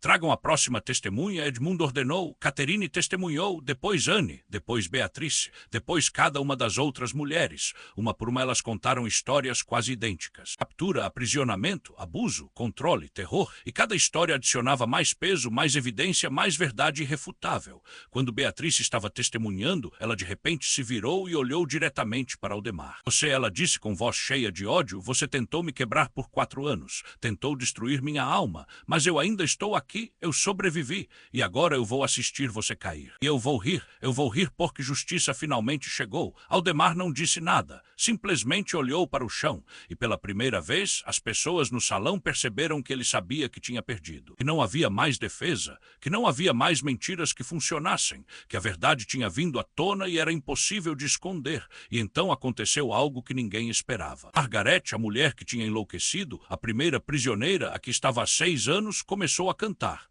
Aquela música infantil que ela sempre cantava. Mas dessa vez, no silêncio absoluto do salão, todos ouviram a letra. Era uma música sobre um pássaro em uma gaiola, sobre querer voar, sobre sonhar com liberdade. E de alguma forma, mesmo em sua loucura, Margaret tinha escolhido a música perfeita para o momento. O bispo William limpou as lágrimas do rosto. O Lord-Chefe Justice Edmund fechou os olhos por um momento, respirando fundo, tentando manter a compostura profissional. E a rainha Isabel olhou para Aldemar com tanto desgosto que era quase físico. Então Edmund falou. Aldemar de Ravenshield, este tribunal ouviu o testemunho de 10 mulheres, viu as evidências físicas das celas onde foram mantidas, viu os registros que não existem provando que você as manteve secretamente, e ouviu suas próprias palavras admitindo posse das mulheres. Este tribunal não tem dúvida alguma de que você é culpado de todos os crimes acusados. Você tem algo a dizer antes da sentença ser pronunciada? O silêncio durou longos segundos. Aldemar olhou para as 10 mulheres, olhou para Isabel, olhou para os nobres no salão. E então ele fez algo surpreendente. Ele começou a rir, não uma risada de alegria, mas uma risada amarga, quebrada de alguém que enlouqueceu ou simplesmente desistiu de fingir. "Vocês não entendem", ele disse entre risadas. "Vocês simplesmente não entendem. Eu sou o rei, eu posso fazer o que quiser, sempre pude, sempre fiz. E se vocês acham que sou o único, que sou exceção, vocês são idiotas. A maioria dos reis faz isso, a maioria dos nobres faz isso. Eu apenas fui pego. Essa é minha única falha. Pego, e vocês vão me punir não por ser monstro, mas por ser monstro incompetente que foi descoberto. Que hipocrisia, que piada." O salão explodiu em gritos indignados. Nobres se levantaram berrando. Guardas precisaram manter ordem. O Lord-Chefe Justice Edmund se levantou do trono. O bispo William e a rainha Isabel fizeram o mesmo. Os 3 juízes ficaram de pé olhando para baixo para Aldemar e a simbologia era clara. Eles estavam acima dele agora, ele estava abaixo, a hierarquia tinha sido invertida, o rei tinha caído e os que ele desprezava estavam no poder. Edmund começou a falar com voz que ecoava por todo o grande salão. Aldemar de Ravenshield, este tribunal, composto pela rainha Isabel de Ravenshield, pelo bispo William da Diocese do Norte e por mim, Lord-Chefe Justice Edmund da Corte Real, chegou a uma decisão unânime sobre sua sentença. Você foi considerado culpado de crimes tão hediondos, tão contrários às leis de Deus e dos homens, tão destrutivos de vidas inocentes, que não há misericórdia possível. Não há redenção, não há segunda chance. Você teve poder absoluto e usou esse poder da forma mais depravada imaginável. Você traiu a confiança que o povo depositou em você. Você profanou o título de rei. E agora você vai pagar o preço. Edmund fez uma pausa, deixando as palavras pesarem no ar. Aldemar tinha parado de rir. Estava pálido agora, finalmente começando a entender que aquilo era real. Que não havia saída, que ele realmente ia ser punido. A sentença é a seguinte, Edmund continuou. Primeiro, você é destituído de todos os títulos. Você não é mais rei, não é mais nobre. Você é agora apenas Aldemar, um homem comum, um criminoso comum. Segundo, todas as suas propriedades, terras, riquezas são confiscadas pela coroa e serão distribuídas da seguinte forma. Metade será dividida igualmente entre as 10 mulheres que você vitimou, como compensação pelo sofrimento que causou. A outra metade será usada para estabelecer um fundo permanente para a proteção de mulheres vulneráveis em todo o reino. Várias pessoas no salão aplaudiram. Aldemar fechou os olhos como se cada palavra fosse uma facada. Edmund continuou. Terceiro, você será marcado publicamente como predador. Amanhã, ao amanhecer, na praça central da cidade, você será levado em procissão para que todos vejam. Sua cabeça será raspada, suas roupas serão retiradas e substituídas por trapos de prisioneiro. E em sua testa será marcada a ferro quente a letra P de predador, para que onde quer que você vá, se algum dia sair da prisão, todos saibam o que você é. O salão ficou em silêncio chocado. Marcar nobres era algo raramente feito, reservado apenas para os crimes mais graves, mas ninguém protestou, ninguém achou desproporcional. Depois do que tinham ouvido, depois das histórias que tinham escutado, todos concordavam que Aldemar merecia aquilo e mais. O bispo William deu um passo à frente. E eu adiciono uma sentença espiritual. Ele disse com voz grave: você está excomungado da Santa Igreja.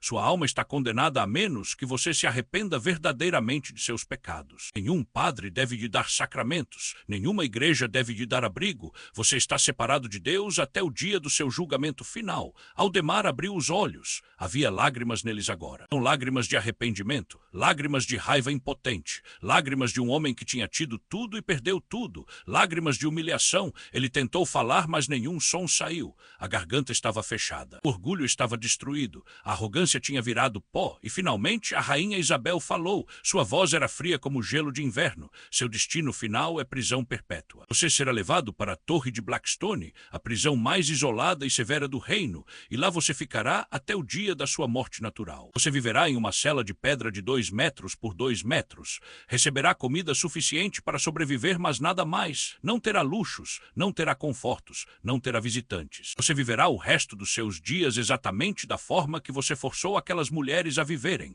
na escuridão, na solidão, no desespero. Quando você finalmente morrer, seu corpo será enterrado em terra não consagrada, sem nome, sem lápide, sem memória. Você será esquecido, apagado da história, como se nunca tivesse existido. O silêncio que caiu sobre o salão era absoluto. Até as respirações pareciam altas demais. Aldemar caiu de joelhos, não por escolha, mas porque as pernas simplesmente não o sustentavam mais. Ele tinha se tornado exatamente o que ele nunca imaginou que seria. Nada, um nada completo. Um homem sem poder, sem riqueza, sem futuro, sem esperança. E o pior de tudo é que ele ia viver muito tempo ainda. Os médicos tinham examinado ele. Ele era saudável, podia viver mais 20, talvez 30 anos. 30 anos numa cela de 2 metros por 2 metros. 30 anos sozinho com seus crimes. 30 anos enlouquecendo lentamente como Margaret tinha enlouquecido. A ironia era perfeita. A justiça era completa. Edmund bateu o martelo uma última vez. Esta sentença é final e será executada imediatamente. Levem o prisioneiro. Os guardas avançaram, pegaram Aldemar pelos braços e o levantaram. Ele não resistiu. Não tinha mais força para resistir. Enquanto era arrastado para fora do salão, as 10 mulheres o observavam. Helena estava chorando, mas era choro de alívio. Caterina estava sorrindo pela primeira vez em 3 anos. Beatrice cuspiu no chão quando ele passou. Anne fez o sinal da cruz e sussurrou uma oração. Margaret continuou cantando sua música sobre o pássaro na gaiola, mas agora o pássaro estava livre e a gaiola estava vazia. Quando Aldemar finalmente desapareceu pelas portas, o salão explodiu em conversas, gritos, choros, abraços. Era como se uma pressão gigantesca que estava sobre todos tivesse sido liberada de repente. Justiça tinha sido feita, o monstro tinha sido derrotado, o mal tinha sido punido. Todos ali sabiam que tinham testemunhado algo histórico, algo que ia ser contado e recontado por gerações. A história do rei que caiu, a história das 10 mulheres que sobreviveram, a história de quando o poder absoluto finalmente encontrou seu limite. Isabel desceu da plataforma e caminhou até as 10 mulheres. Ela as abraçou uma por uma, segurou as mãos delas. Olhou nos olhos de cada uma e disse: acabou, realmente acabou. Vocês estão seguras agora. Vocês estão livres. E eu garanto que vão ter tudo o que precisam para reconstruir as vidas de vocês. Casas, dinheiro, proteção, educação se quiserem, tratamento médico pelo tempo que for necessário. Vocês não estão sozinhas. Nunca mais estarão sozinhas. As mulheres choravam. Algumas conseguiam falar palavras de agradecimento. outras apenas balançavam a cabeça, emocionadas demais para verbalizar. Margarete de repente parou de cantar e olhou para Isabel com uma clareza momentânea nos olhos. Pássaro voou? Ela perguntou com voz de criança. Voou, Margarete. Isabel respondeu com lágrimas escorrendo. O pássaro voou e nunca mais vai voltar para a gaiola. Margarete sorriu. Era um sorriso quebrado, confuso, mas era um sorriso. E então ela voltou para sua música, mas dessa vez havia algo diferente no tom.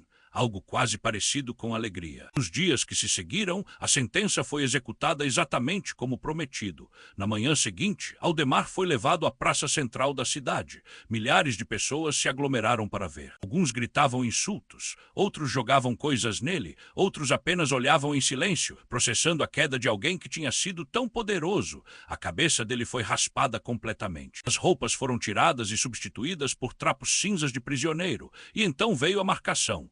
Um ferro em brasa foi aquecido até ficar vermelho brilhante. A letra P foi pressionada contra a testa dele. O som do ferro queimando carne era horrível. O cheiro era pior. Aldemar gritou de dor pela primeira vez na vida, um grito que ecoou pela praça inteira. Quando o ferro foi retirado, ali estava a marca permanente, o símbolo do que ele era. Predador. Depois da marcação, ele foi colocado numa carroça fechada e transportado para a torre de Blackstone. A viagem levou 3 dias. Durante todo o percurso, Aldemar não disse uma palavra. Simplesmente olhava para o nada, o rosto marcado, as mãos algemadas, o espírito completamente quebrado. Quando chegou à torre, foi levado para as masmorras mais profundas, para uma cela que tinha exatamente 2 metros por 2 metros, paredes de pedra úmida, chão de pedra fria, sem janela. Sem luz além da que vinha do corredor, quando a porta era aberta uma vez por dia para entregar comida.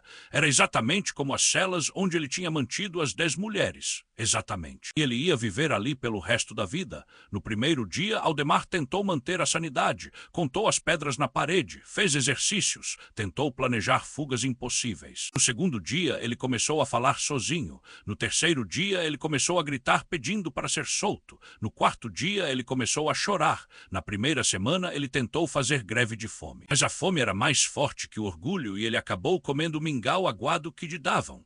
No primeiro mês, ele tentou se enforcar usando os trapos da roupa dele. Mas os guardas encontraram a tempo e o salvaram, não por bondade, mas porque a sentença era prisão perpétua, não morte. Ele não ia ter o alívio da morte fácil. E os meses se transformaram em anos, e Aldemar envelheceu naquela cela. O cabelo cresceu de novo, mas ficou branco. A marca na testa ficou mais profunda com o tempo. O corpo ficou fraco. A mente começou a falhar. Ele começou a ver coisas que não estavam lá. Começou a ouvir vozes, começou a conversar com pessoas imaginárias. Ele estava se tornando o que Margarete tinha se tornado. E a ironia não estava perdida para os guardas que o vigiavam.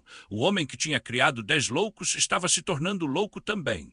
Enquanto isso, lá fora, o mundo continuava. E as 10 mulheres começavam a reconstruir as vidas delas. 6 meses depois do julgamento, Helena estava sentada no jardim de uma casa pequena mas confortável que Isabel tinha dado a ela na cidade de York, a 50 quilômetros de distância do castelo, longe demais para ter memórias ruins, a cada esquina mais perto o suficiente para ainda ter acesso aos recursos que Isabel tinha prometido. O sol da tarde de agosto iluminava as flores que Helena tinha plantado com as próprias mãos, rosas vermelhas, margaridas brancas, lavanda roxa, cores que ela não via há tanto tempo que tinha esquecido como eram bonitas. Ela estava diferente, fisicamente tinha ganhado peso de volta, as bochechas tinham cor de novo. O cabelo que tinha ficado sem vida e quebradiço estava brilhante e saudável, mas os olhos ainda carregavam sombras, sombras que talvez nunca fossem embora completamente. Trauma não desaparece só porque a situação melhorou. Trauma fica, vira parte de você, você apenas aprende a viver com ele, a carregar ele sem deixar que ele te destrua.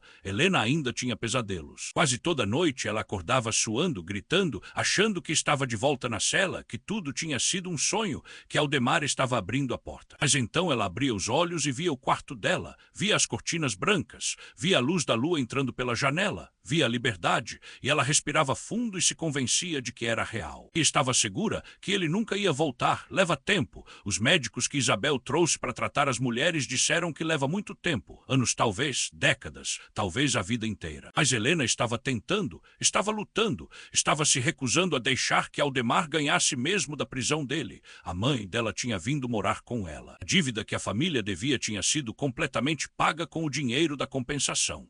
A irmã estava em uma escola particular que Isabel tinha arranjado, aprendendo a ler, escrever, bordar, tudo o que uma jovem precisava saber para ter um futuro bom. Elas estavam seguras. Estavam bem, e embora a mãe nunca tenha perguntado exatamente o que tinha acontecido com Helena nesses 3 meses de desaparecimento, ela sabia que tinha sido horrível. Via nos pesadelos da filha, via no jeito que Helena evitava certos tópicos, via no jeito que Helena se encolhia quando homens desconhecidos se aproximavam demais. Então ela apenas segurava a mão de Helena quando os pesadelos vinham e dizia que estava ali, que estava segura, que estava amada.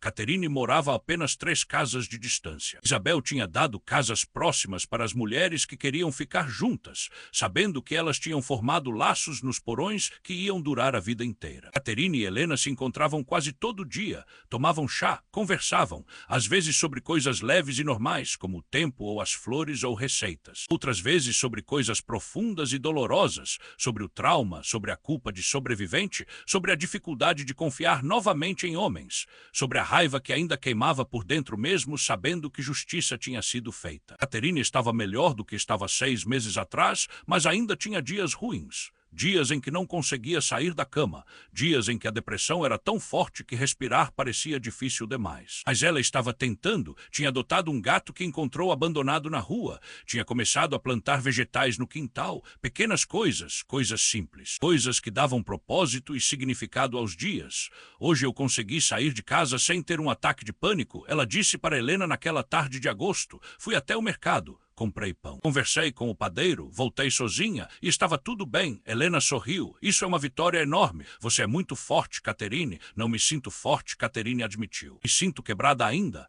Você pode ser as duas coisas ao mesmo tempo, Helena disse. Quebrada e forte, sobrevivente e lutadora. É possível. Beatrice tinha escolhido um caminho diferente. Ela não queria ficar perto do castelo, perto das memórias, perto de qualquer coisa que lembrasse o passado.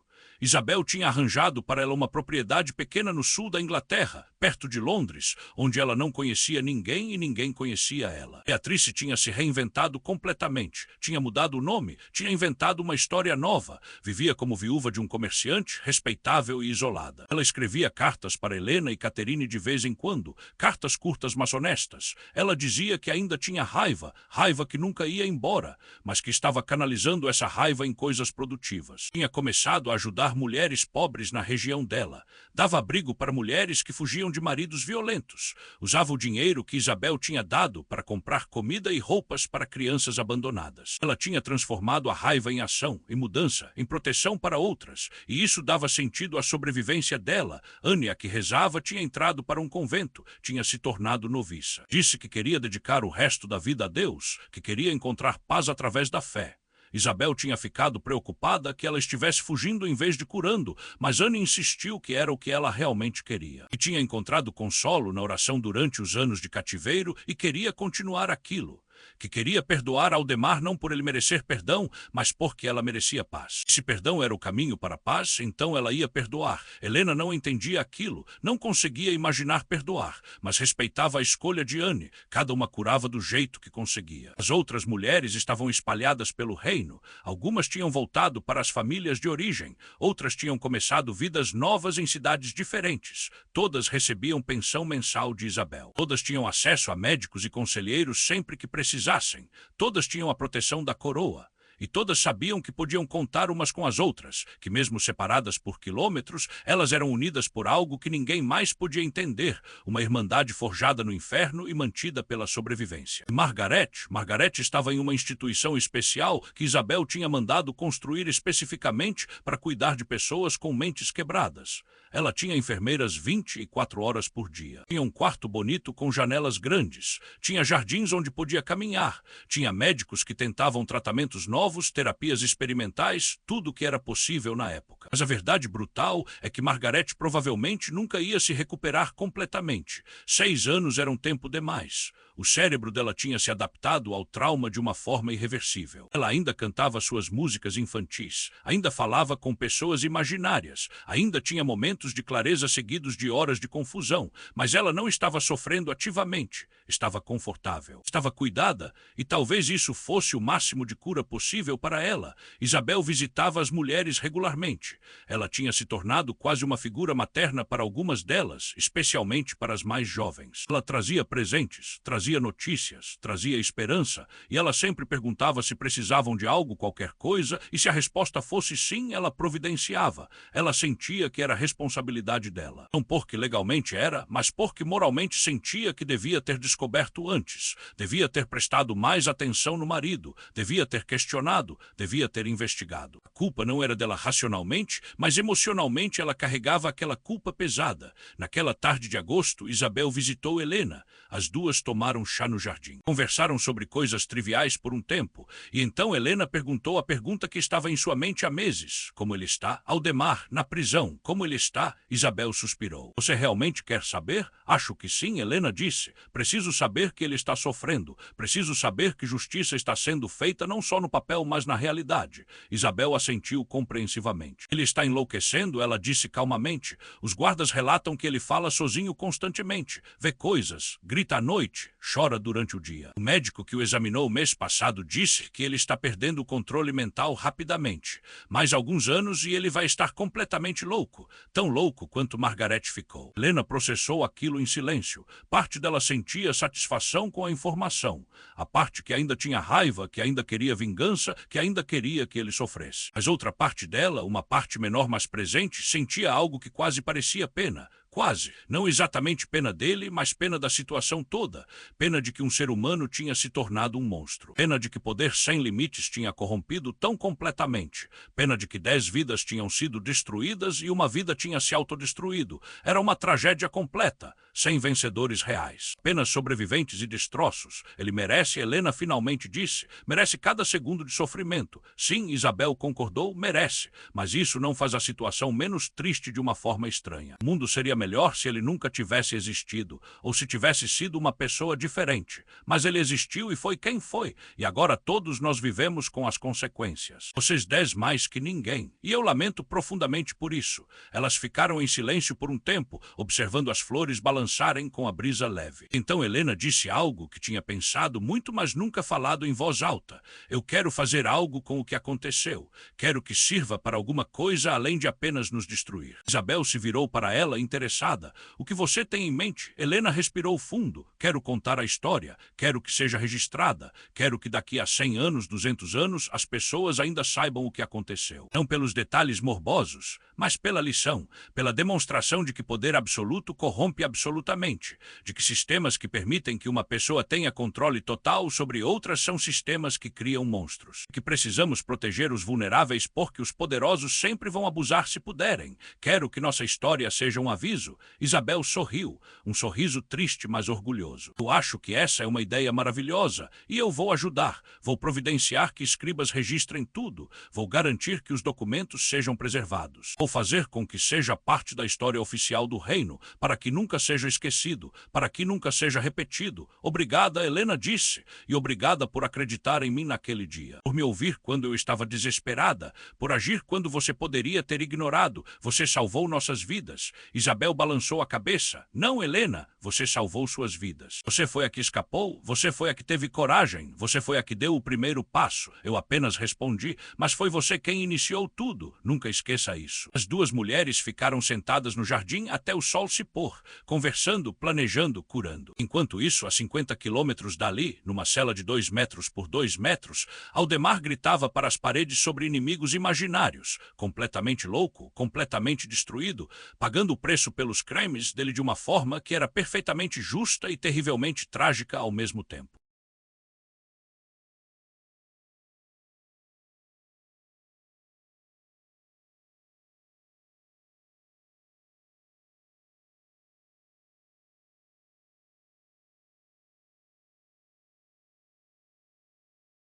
Dois anos depois do julgamento, no inverno de 1566, a rainha Isabel de Ravenschield estava no grande salão do castelo, supervisionando a decoração para um evento especial. Não era um evento de celebração exatamente, era um evento de memória, de reconhecimento, de fechamento. Ela tinha convidado as 10 mulheres sobreviventes, junto com suas famílias, para uma cerimônia oficial onde cada uma delas receberia um título honorífico e uma comenda especial criada especificamente para reconhecer coragem coragem e sobrevivência diante de trauma extremo. A Ordem da Fênix renascida, Isabel tinha chamado, porque todas elas tinham renascido das cinzas. Helena tinha hesitado em aceitar o convite inicialmente. Voltar ao castelo, mesmo sabendo que Aldemar nunca mais estaria ali, era difícil. As memórias ainda eram fortes, ainda eram dolorosas, mas Caterine a convenceu. Precisamos fazer isso, Caterine disse. Precisamos voltar não como vítimas, mas como sobreviventes. Precisamos entrar naquele castelo de cabeça erguida e mostrar que ele não nos destruiu, que estamos vivas, que estamos curadas o suficiente para enfrentar o passado e que vencemos. Então Helena concordou. No dia da cerimônia, ela vestiu um vestido bonito azul escuro que Isabel tinha mandado fazer especialmente para ela. Prendeu o cabelo em tranças elegantes. Olhou-se no espelho e viu não a garota assustada que tinha sido 2 anos antes, mas uma mulher. Uma mulher com cicatrizes, sim, mas uma mulher que tinha sobrevivido, que tinha lutado, que tinha vencido, e ela sentiu orgulho. Pela primeira vez em muito tempo, ela sentiu orgulho de si mesma. As 10 mulheres chegaram ao castelo em carruagens fornecidas por Isabel. Quando entraram no grande salão, foram recebidas com aplausos. O salão estava cheio de nobres, comerciantes, representantes da igreja, oficiais militares, todos ali para honrar essas mulheres. Havia uma diferença notável em relação ao julgamento. No julgamento, elas eram vítimas apresentando evidências. Agora elas eram heroínas sendo celebradas. A mudança de narrativa era importante. Era intencional. Isabel queria que o reino visse essas mulheres não apenas como coitadas, mas como fortes, como exemplo, como inspiração. Uma por uma, Isabel chamou cada mulher à frente. Uma por uma, ela colocou uma medalha de prata no pescoço de cada uma. Uma por uma, ela disse em voz alta os nomes delas e o que elas representavam. Helena, que teve coragem de escapar e denunciar. Caterine, que manteve outras mentalmente vivas através de conexão humana. Beatrice, que nunca parou de lutar mesmo em cativeiro. Anne, que encontrou fé mesmo no inferno. Margarete, que sobreviveu mais tempo que qualquer pessoa deveria ter que sobreviver. E as outras 5, cada uma com sua própria história de resistência, cada uma com sua própria forma de força. Quando todas as 10 estavam de pé na frente do salão, com as medalhas no pescoço, Isabel se virou para a audiência e falou: estas mulheres representam o melhor da humanidade. Não porque nunca quebraram, mas porque quebraram e se reconstruíram. Não porque nunca sentiram medo, mas porque sentiram medo e agiram mesmo assim. Não porque esqueceram o trauma, mas porque se recusaram a deixar o trauma definir o resto das vidas delas.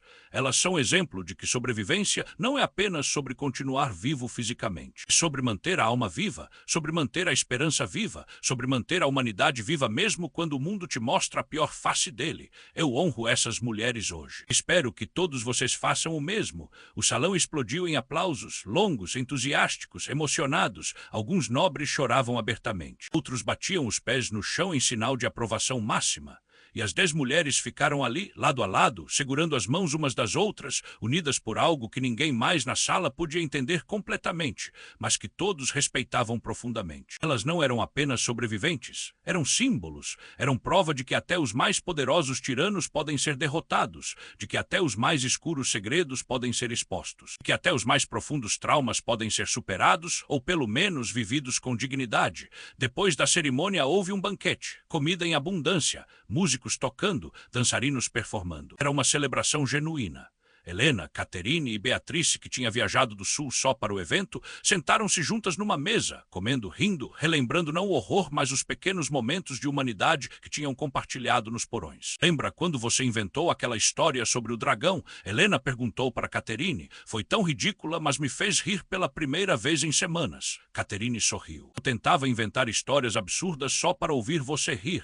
Era o som mais bonito naquele inferno. Beatrice levantou sua taça de vinho. Um brinde, ela disse, para nós, para a sobrevivência, para a justiça, para o futuro e para cada mulher no mundo que ainda está presa em alguma forma, seja literal ou metafórica, que nossa história dê esperança a elas, que mostre que resistir vale a pena, que mostrar que expor a verdade vale a pena, que mostrar que o mal pode ser derrotado. As 3 bateram as taças e beberam, e por um momento, apenas um momento, elas se permitiram sentir felicidade pura. Não felicidade apesar do passado, mas felicidade por causa da vitória sobre o passado, por causa da reconstrução que tinham conseguido, por causa da vida que tinham recuperado. No final da noite, quando os convidados estavam saindo, Isabel chamou Helena para uma conversa privada em uma sala lateral. Tenho algo para te mostrar, Isabel disse com um sorriso misterioso. Ela levou Helena para uma biblioteca que tinha sido recentemente reformada. E ali, numa prateleira especial, atrás de vidro protetor, estava um livro grande com capa de couro. Isabel abriu o vidro e pegou o livro cuidadosamente. Este é o registro oficial, ela disse, a história completa de tudo o que aconteceu, desde a primeira captura até o julgamento e além. Foi escrito por 3 escribas diferentes para garantir precisão. Foi revisado por mim, pelo bispo William e pelo Lord Chancelor, e agora é parte permanente dos arquivos reais. Ninguém pode destruí-lo, ninguém pode alterá-lo, está protegido por lei, e cópias serão feitas e enviadas para bibliotecas em várias cidades. Sua história vai sobreviver, vai ser lembrada, vai ser ensinada. Helena abriu o livro com mãos tremendo levemente, e ali, escrito em caligrafia bonita e formal, estava tudo, cada nome, cada data, cada evento, cada testemunho, cada sentença. E no início do livro havia uma dedicatória para as 10 mulheres que sobreviveram ao inimaginável e para todas as mulheres que ainda lutam em silêncio. Que esta história sirva de luz na escuridão e mostre que justiça é possível, que prove que nenhum poder é absoluto o suficiente para apagar a verdade. Escrito e preservado por ordem da rainha Isabel de Ravenshield, no ano de Nosso Senhor de 1566. As lágrimas escorreram pelo rosto de Helena, mas eram lágrimas de alívio, de fechamento, de esperança. Obrigada, ela sussurrou, por tudo, por acreditar, por agir, por preservar, por honrar, por não deixar que sejamos esquecidas. Isabel abraçou ela. Nunca, ela disse, vocês nunca serão esquecidas. Eu prometo isso, e meus filhos vão prometer, e os filhos deles vão prometer, por gerações. Esta história vai viver e vai proteger outras. Naquela noite, Helena voltou para casa em York, entrou no quarto dela, ajoelhou-se ao lado da cama. Pela primeira vez desde que tinha sido capturada 2 anos e meio antes, ela rezou, não uma oração pedindo ajuda, não uma oração de desespero, mas uma oração de agradecimento. Agradecimento por ter sobrevivido, agradecimento por ter encontrado força, agradecimento por ter tido aliadas, agradecimento por justiça ter sido feita, e agradecimento por ainda estar viva para ver o futuro, e o futuro era incerto ainda. Havia dias ruins pela frente, havia pesadelos que nunca iam embora completamente, havia cicatrizes que sempre iam doer, mas havia também dias bons, havia também momentos de alegria, havia também a possibilidade de amor, de propósito, de significado, havia também a vida. E Helena tinha escolhido viver, não apenas existir, mas realmente viver, e essa escolha em si era a maior vingança contra Aldemar, porque ele tinha tentado destruí-la e tinha falhado. Ela estava aqui. Ela estava inteira o suficiente. Ela estava livre, e ele estava apodrecendo numa cela, sozinho, louco, destruído. A justiça tinha sido perfeita. 20 anos depois, no ano de 1586, uma mulher de 43 anos caminhava pelo mercado de York comprando legumes para o jantar. Ela usava roupas simples, mas de boa qualidade. O cabelo tinha fios grisalhos misturados com o castanho escuro. O rosto tinha rugas de expressão ao redor dos olhos e boca. As mãos tinham calos de quem trabalhava, mas os olhos tinham vida, tinham paz, tinham algo que não tinham há 2 décadas, esperança genuína. Essa mulher era Helena, e ela tinha construído uma vida real, não perfeita, mas real. Ela nunca tinha se casado. A ideia de intimidade física com um homem ainda era difícil demais, provavelmente sempre seria, mas ela não estava sozinha. Tinha mãe vivendo com ela ainda, agora com 70 anos, mas ainda relativamente saudável. Tinha a irmã, que agora tinha 35 anos, era casada, tinha 3 filhos que chamavam Helena de tia e a adoravam. Tinha Catherine morando 2 ruas adiante, ainda sua melhor amiga, ainda sua irmã de trauma, ainda sua parceira de cura. Tinha uma vida cheia de conexões humanas significativas, mesmo sem ter o tipo tradicional de família. Helena tinha se tornado costureira de novo, mas dessa vez por escolha, não por necessidade. Ela costurava para famílias ricas da cidade e cobrava bem. Usava parte do dinheiro para se sustentar e parte para ajudar mulheres em situações difíceis. Tinha se tornado uma espécie de protetora não oficial de mulheres vulneráveis. Quando ouvia sobre uma mulher sendo abusada, ia lá e oferecia ajuda, seja dinheiro, seja abrigo, seja simplesmente alguém que acreditava. Tinha salvado vidas, muitas vidas. E isso dava sentido profundo à sobrevivência dela. Naquele dia específico no mercado, uma jovem se aproximou dela. A jovem devia ter uns 17 anos, olhos grandes e assustados, corpo magro demais, roupas rasgadas. Com licença, senhora, a jovem sussurrou. Disseram que a senhora ajuda mulheres, que a senhora entende. Preciso de ajuda. Meu patrão, ele me força a... Ela não conseguiu terminar a frase e começou a chorar. Helena imediatamente largou a cesta de legumes, segurou as mãos da jovem, olhou nos olhos dela e disse com voz firme mas gentil: "Você está segura agora?" Eu vou ajudar. Vou tirar você dessa situação. Vou garantir que você nunca mais precisa voltar para aquele lugar. E vou garantir que ele pague pelo que fez. Você não está sozinha. Entende? Você não está mais sozinha. A jovem desabou em choro de alívio, e Helena a abraçou ali mesmo no meio do mercado, sem ligar para as pessoas olhando, sem ligar para nada além de confortar aquela alma quebrada. Porque Helena entendia. Helena sabia exatamente o que aquela jovem estava sentindo. E Helena tinha o poder agora, o dinheiro, os recursos, as conexões para fazer diferença, para salvar, para proteger. E ela ia fazer isso pelo resto da vida, porque assim o trauma dela tinha propósito, assim o sofrimento dela tinha significado, assim a sobrevivência dela tinha resultado em algo maior que ela mesma. Enquanto isso, na torre de Blackstone, numa cela escura a centenas de quilômetros de distância, um homem velho e louco babava e gritava para paredes de pedra. Ele tinha 65 anos agora. O cabelo era completamente branco e emaranhado. A barba cobria metade do rosto. A marca pena-testa estava mais profunda e mais escura com o tempo. O corpo estava magro e fraco. A mente estava completamente destruída.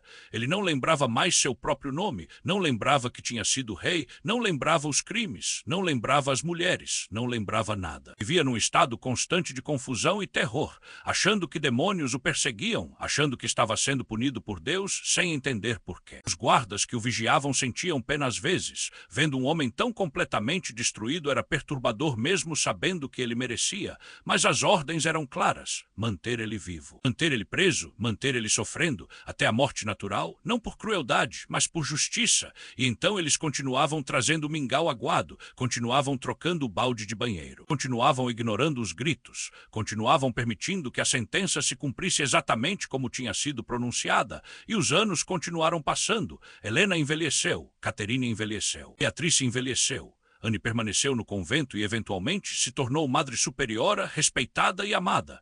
Margaret morreu em paz aos 50 anos numa noite de sono, finalmente livre do tormento da mente quebrada. As outras mulheres viveram suas vidas da melhor forma que conseguiram, algumas melhor que outras, mas todas sobreviventes até o fim. E todas, quando morreram, foram enterradas com honra, com nomes, com lápides, com memórias. Aldemar morreu em 1603 aos 82 anos de idade, sozinho na cela, de causas naturais. Ninguém estava ao lado dele quando morreu. Nenhum padre deu última bênção porque ele estava excomungado. Nenhuma família chorou porque não tinha mais família.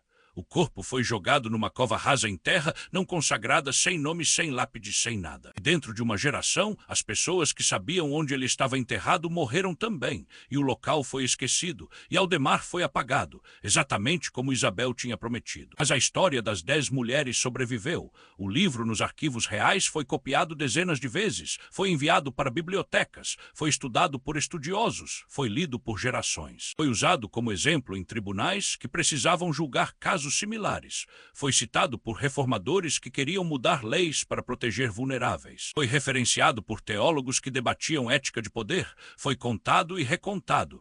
E mesmo séculos depois, quando todos os envolvidos tinham morrido há muito tempo, a história permanecia. A lição permanecia. O aviso permanecia, e aqui estamos nós, mais de 400 anos depois, ainda contando essa história, ainda aprendendo com ela, ainda nos lembrando de que poder sem limites corrompe. E silêncio diante de injustiça é cumplicidade, que acreditar em vítimas pode salvar vidas, que justiça, mesmo tardia, vale a pena, que sobreviventes são heróis. E trauma não precisa ser o fim da história, pode ser o começo da luta por mudança.